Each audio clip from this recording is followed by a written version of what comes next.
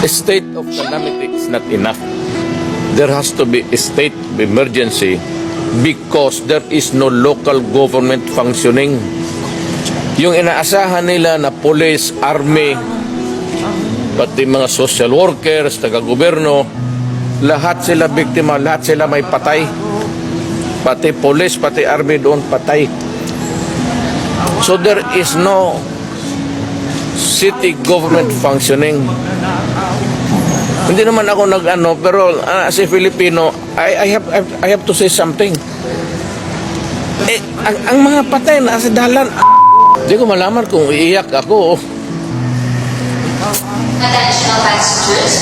I cannot shout in anger because you cannot be mad at anybody there. Maraming mga taga-Davao na nagbibigay ng pangalan to check. Walang barangay doon, walang gumagalaw. Ang mga tao parang zumbis naglalakad sa daan ng humingi ng pagkain. Anak ka na itong buhay na to. Pulis na nga to, uniforme, patay. But pasabot, ang tanang tao nga to, di makabuhat sa ilang trabaho, kay biktima silang tanan. Wa sila kibaw. Sila mismong silingan, wa sila nangamatay na Pilipino di atuan ninyo. Kasi pagkaon na lang. Alam mo, naawa ako sa kanila, even if they wanted to retreat and seek shelter, take off sa helicopter, ang takluban is a plateau. Patag kayo ang bukid. It's about mga 50 kilometers mudagan sila. Wa sila kadaganan. Anak, that good ba? So, ulat yun sila yung mga ito.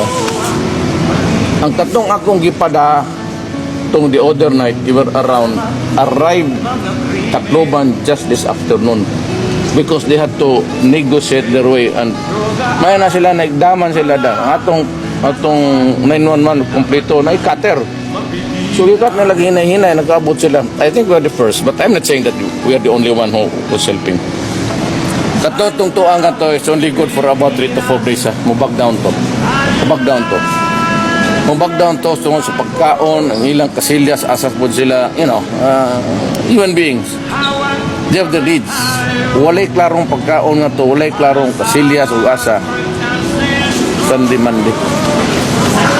So tama gitong akong decision. Friday, Saturday, pagtanaw na ko, Stevie, ingnan tamong, I told the Davaoenos, the city residents, we have to help. Maski na papano, kasi ano kaliit, we have to help. Para sa tunay na pagbabago. Why am I here? I am here